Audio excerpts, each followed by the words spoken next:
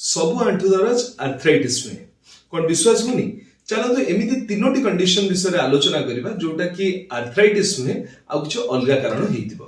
प्रथम हैला जदि आपण बहुत समय बसिला बेलको आपण आंठुर आग भाग जदि बिंधुची ताहले सेटा आर्थराइटिस मीन्स सेटा बोधे पैटेलोफिमोरल पेन सिंड्रोम हेइतिबो जोटा यंग इंडिविजुअल कर बहुत कॉमन आ सेटा किछि समय बसिला परे आपण को पेन होतबो। द्वितीय हैला जदि आपणकर खेला खेली करंती किबा ए जो गोटे एक्टिव लाइफस्टाइल लीड करछन आ केबे भी गोटे आंठु मोड़ी हि जायछि आ आपण गोटे पॉपिंग साउंड गोटे फील करछथि ताल सेटा बोधे मेनिस्कल इंजुरी किबा एसीएल टियर पई आपणका आंठु बिंदु थई पारे। तृतीय जोटा हैला सेटा आपण जदि वर्कआउट कला बेलको किबा काम कला बेलको जदि आपण आंठु बिंदुची ताहले एटा टेंडिनोसिस बा टेंडिनाइटिस हेइ थाई पारे जोटा कि आपणकर से मसल इम्बैलेंस पई भी आपणको एटा हेइ थाय। आर्थराइटिस साधारणतः अधिक बयस रे हेइ फुला हेइ आ एटा सखाळ बेले बहुत केसेस रे आपनको पेन हुए।